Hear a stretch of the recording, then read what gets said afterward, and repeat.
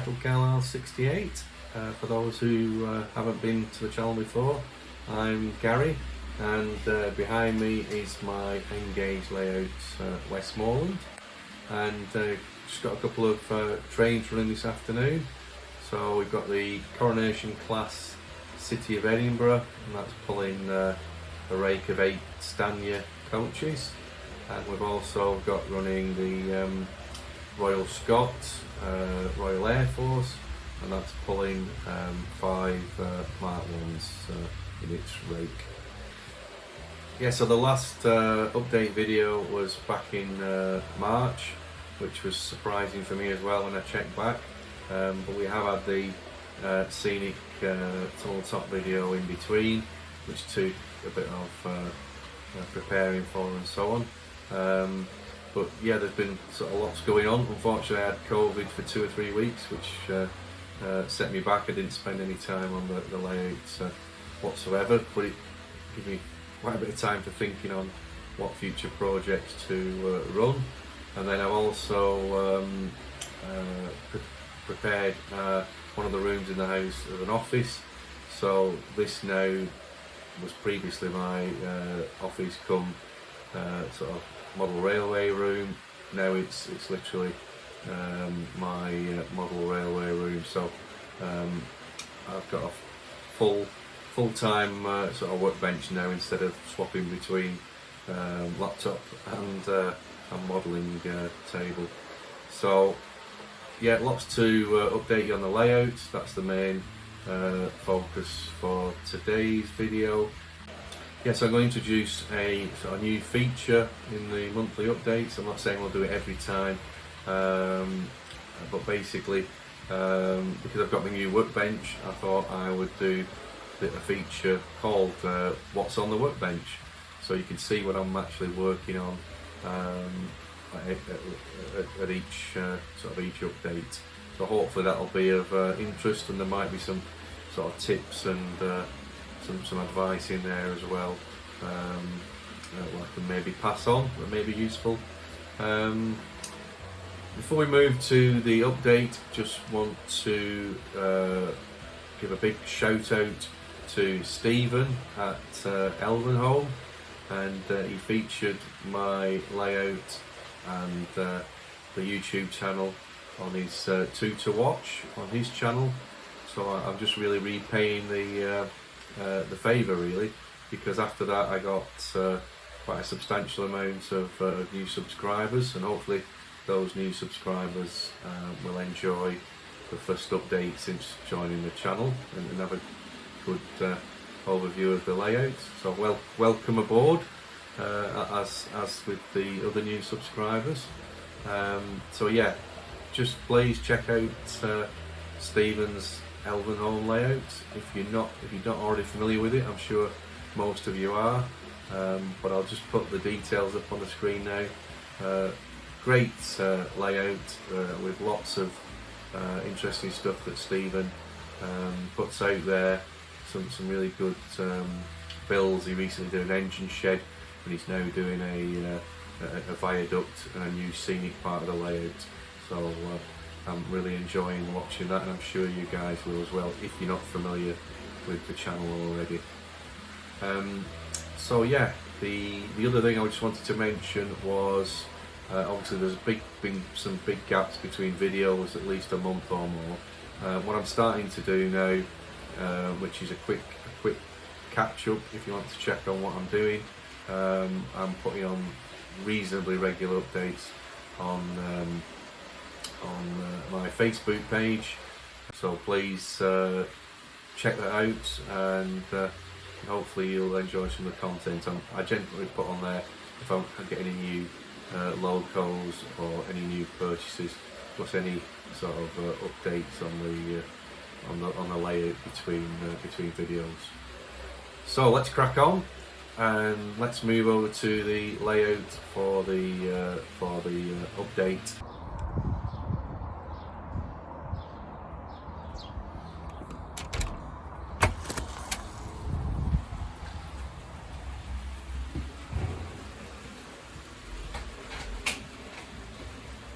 So Welcome to the Westmorland layout update. So we're going to start at the tunnel top end. So I can move over to the tunnel top. So yeah, it was March since the last update, but we did do the tunnel top final video where you see this house in construction. We had, you recall, the derelict barn.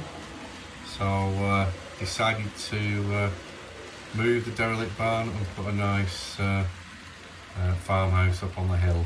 But we'll go into a bit more detail with the scratch built house a little bit later on. So moving down, nothing else has changed on tunnel top. But then we come down to the beck, the stream, and where we left it last time was I just started to put some of this model water on, but I then decided to stop, and it looked like a single sort of slide that went from top to bottom. So what I decided to do was put in sort of these steps in the stream. So I did 1, 2, 3 and one at the bottom.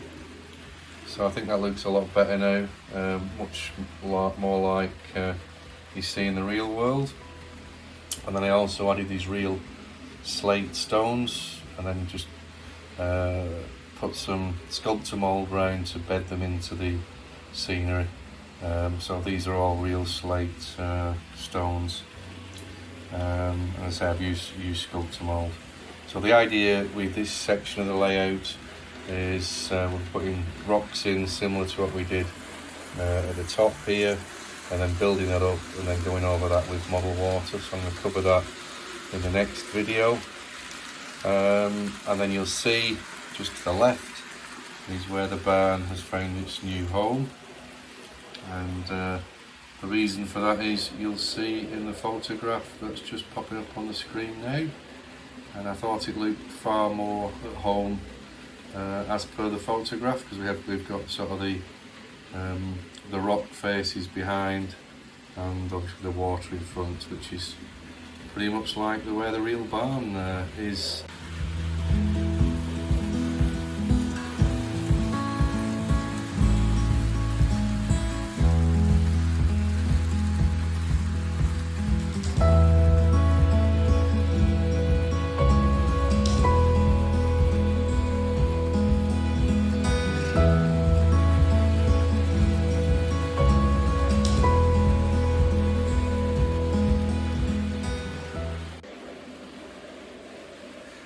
So next we come to the Metcalfe card bridge, the kit, and what I've done here, as I said in the last video, I've done a bit of kit bashing, whereby I've cut all the pieces to match the Metcalfe kit.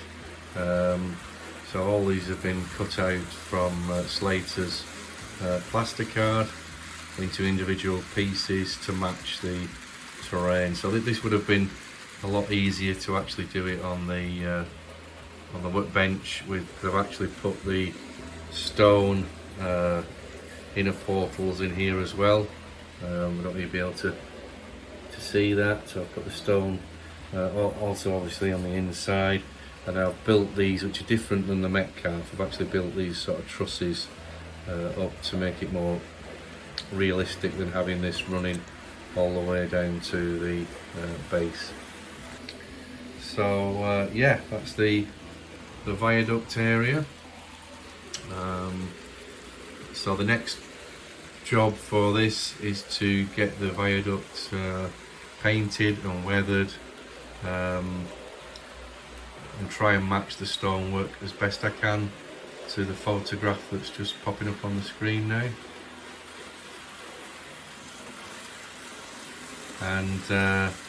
And then we can start to add all of the static grass, the rocks, the bushes and everything else to really make this come to life.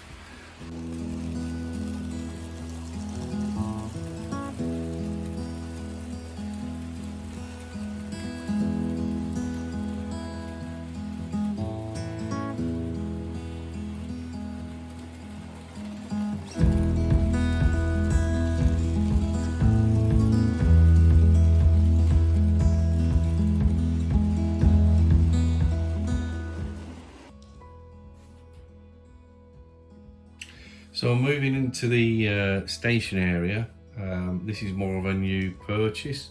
So what I've got here, this is the original footbridge.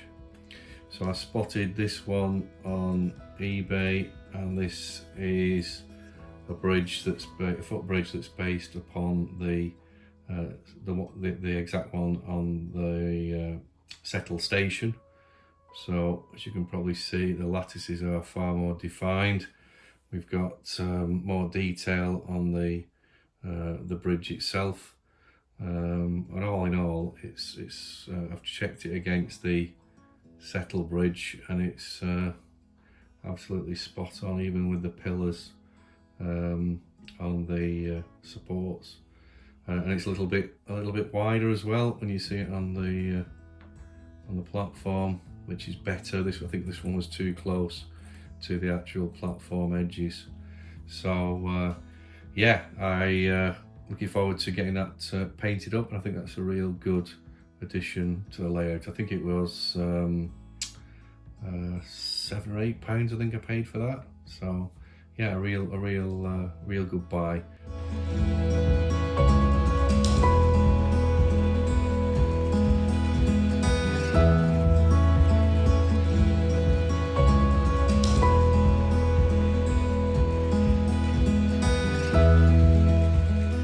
So this is really an extension to sort of the farm. So we've got this gate that's been added here, and then I've broken this up into 2 separate fields. And what's new is the this store shed, if you will, and then we've got this road now that runs all the way across the field, basically to the other end of the goods shed. So as you can see, the road, or the dirt track, will go all the way along to the other end, and that's new. And then we're going to have these dry stone walls on the fields. Yeah, so this is a continuation of the track from the farm. So again, the track will run along here. So this is completely new. So before this hillside went down to the bottom, and then there was a retaining wall about here. So I've extended that out. So basically put a piece of plywood across the bridge from here to here, and then just cover that off with this new retaining wall. So I've cut these pieces from the Pico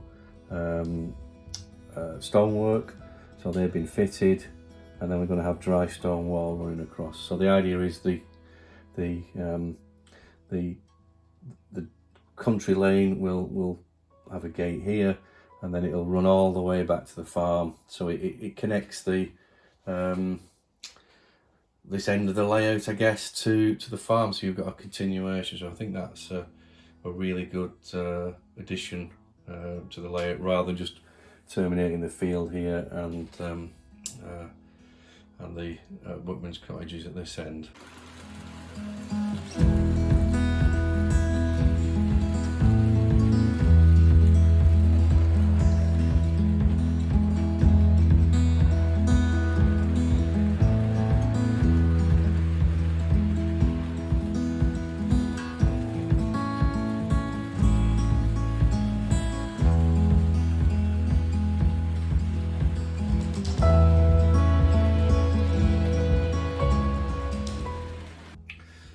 So this has changed somewhat since the last video, because we're going to just have a complete tunnel, and the tunnel face, the tunnel mouth would have ended sort of here. But I really liked the idea of the road bridge, which was here previous to ripping that out. So we had the Metcalfe road bridge, which I wasn't happy with because I think it was oversized. So I like the Pico road bridge, so I decided to put that back in. I think it adds a real point of interest, having the road bridge, the gap and then the tunnel. So all that'll be blended in. So I'm going to put plaster bandage on here, and then some sculptor mould here, and blend the two in so it's hopefully as seamless as possible. So yeah, so this is the area of the tunnel and road bridge section that I've not really fully decided on what I'm going to do with the Scenics. So I'm thinking of doing something similar to the Bleemore tunnel. So the photograph is up there now. So probably looking to put some sort of cutaway here with maybe a plate layers hut or something at the bottom, and then just having an embankment up here. I've got to leave some surface here, flat surface at the top for the pub, and then the other side, again, I'm probably going to put, I think, a retaining wall here, and then put an embankment up with trees and bushes and so on. So I think that'll look quite good. And then the road will come from the station up over, and then we're going to probably have it turning here back toward or away from the steam loco shed area, so we can have maybe some trees and vegetation here. So this is the final part of the layout. Now I've not actually done anything at this side since the last update, other than change the design. So yeah, the change to the actual steam loco shed area from last time, if you recall, I'd said about having a 4-lane engine shed, or 2 separate engine sheds here, with the water tower in the middle. So I've sort of modified that idea for one reason really, or the main reason, and that's the addition of this turntable. So yeah, it's the Pico turntable MB55. So that will take a full-sized loco, and the obvious reason for that is I want to turn the locos round, and I think any decent engine shed would have a turntable. But yeah, it means I'm not messing around lifting the locos off the track, spinning them round and putting them back on the other way. So it'll be totally automated, so to speak, and we'll be able to spin the trains round and yeah, send them on the up or the down line, which is great.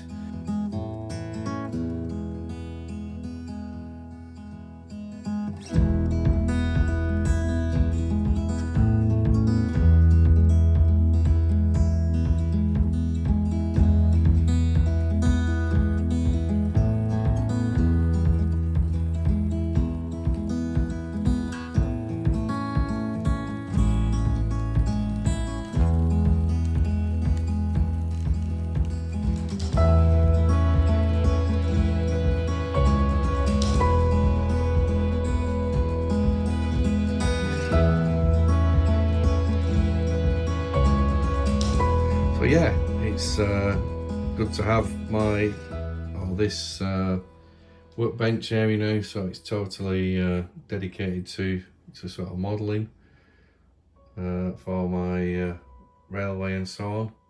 So I just thought I'd brighten it up with some BR logos and so on. And this is Gary's Settle to Carlisle train line, was something my wife bought me a couple of Christmases ago. So it looks nice over the top, and one of Ian Cawthorne's nice photographs there, just to give some inspiration when I'm modelling, I guess. So yeah, what have I got? This is all pretty new.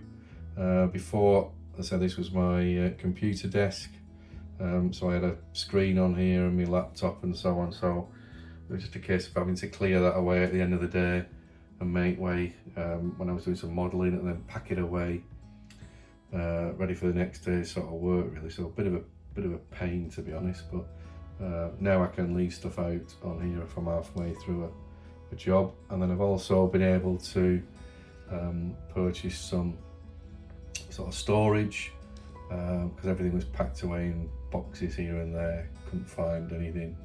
So yeah, so starting over here, I know standardised with Vallejo paints, so I've got a good selection I've built up over the last 12-18 months. So I don't use an airbrush, so these are all generally the model colour range, which are for brush painting, so they're all acrylics. And then this is the Hobby Zone sort of storage station. So I picked this up, I think it was about 45 quid. I think they're quite a bit dearer than that in some other well-known shops, modelling shops on the internet, but this was on offer. And I also got this drawer free as well as part of it. I think normally there's just an empty space here at the bottom, so that was good. So yeah, paintbrushes, drills, all my glues and some Vallejo stuff. I've got my obviously cutters, pliers and a few bits and bobs there.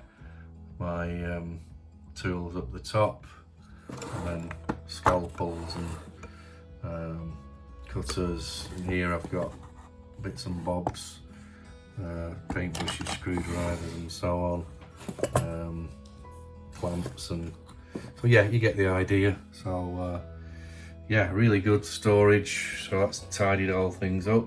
So yeah, and I also got this larger A2 cutting mat, as well as my trusty one over here, which has probably seen better days, but I'll still obviously be using that for the muckier jobs, so to speak. So yeah, this is something I just wanted to add into the video, whereby I'm generally working on something either on the layout or on the workbench. I thought this would be a nice feature to add in here to show you what I'm up to. And it won't just be modelling, there's also obviously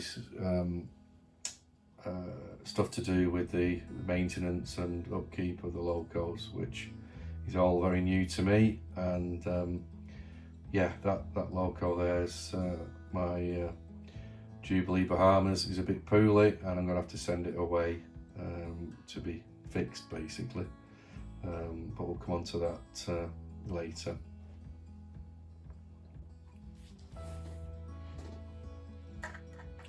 Okay, so if we just take the farmhouse, so this is totally scratch built from the Slater's plasticard, which we've just shown you before. So I used this sort of stone work pattern, and I think that it's about, I don't know, about 1/2 mil to 1 mil thick, so really easy to work with and cut. So when I'm sort of designing the house, I use photographs. So this one is based on a farmhouse that I saw online. So eventually I'm going to paint it all with a whitewash, like typical farmhouses in sort of Westmorland and Yorkshire and Cumbria. So I'm going to use that for this particular one. So I sort of copy the window designs and so on, and the porches and any other features.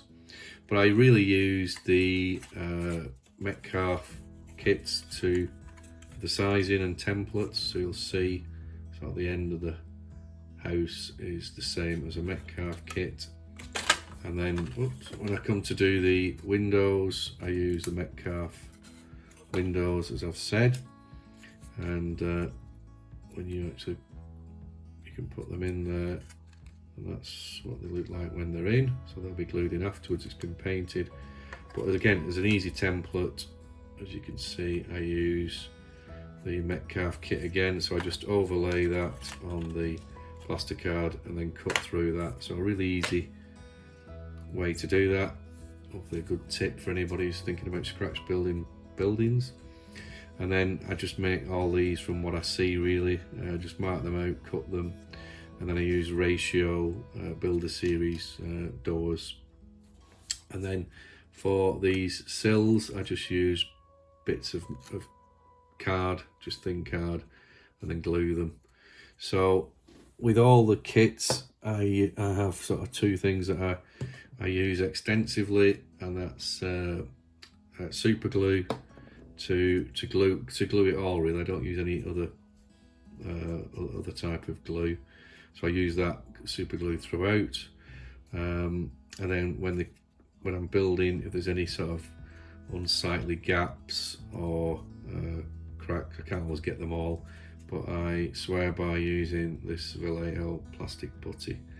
So I just literally put it on and then use a spatula or my thumb to rub that in place. So generally get a good finish.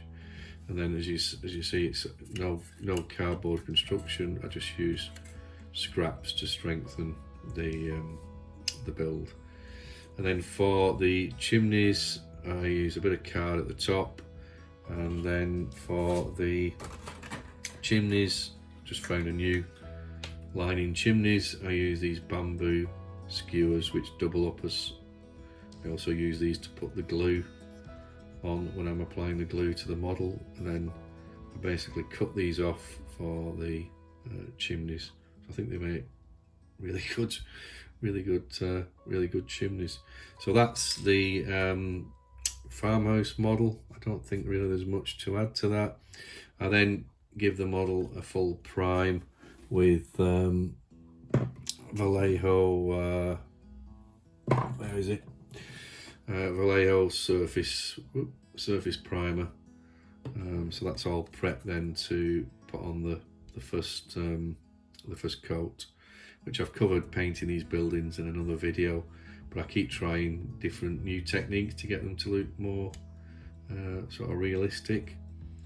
But in this instance, this one will just be painted white, and then there'll be the roofing and other elements that will be different colours.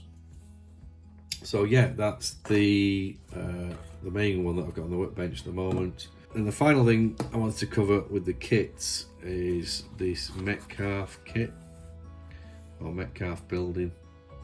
So I've had this on the layout, or I built it I think about a couple of years ago now, and never really been happy with the roofs on these Metcalfe buildings, partly because I'd sort of tried to carry out some weathering myself, and it didn't come out too well. I saw this Slater's slate, I guess, and again it's very thin, so you can actually cut. So I've cut this out, and I've literally just super glued it straight on top of the cardboard, and it immediately gives it texture. And I'm going to paint and weather that the same as I have with my other buildings.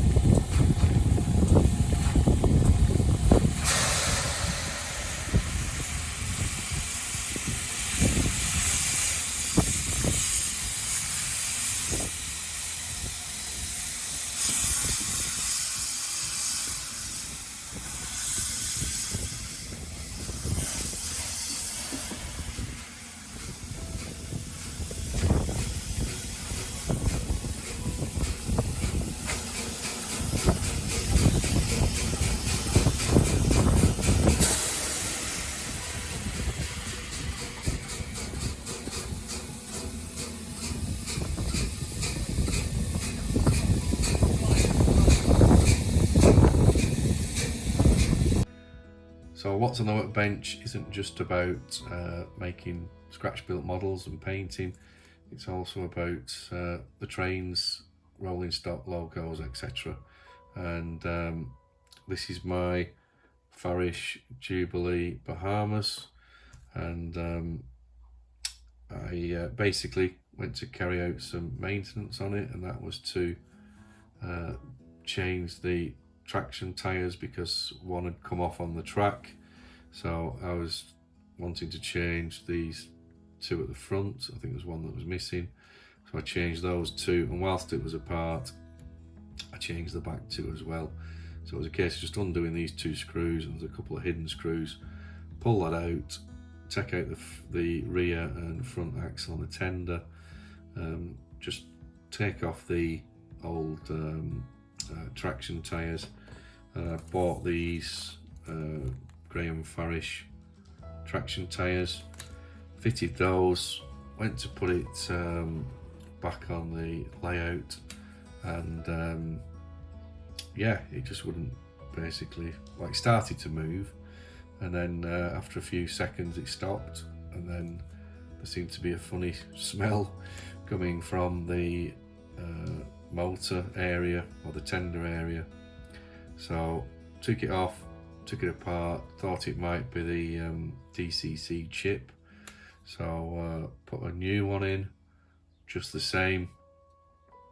So yeah, I'm a bit lost as to what's wrong with it. I've checked the traction tyres, I've had it apart several times, cleaned the pickups inside under the traction tyres, just the same, dead as a dodo. So I'm going to send it, the plan is to send it off to the official Farish, or one of the official Farish repairers, whose name doesn't spring to mind, but I'll just pop that up on the screen. But when I contacted him, he said there was a 16-week lead time before he could even look at it.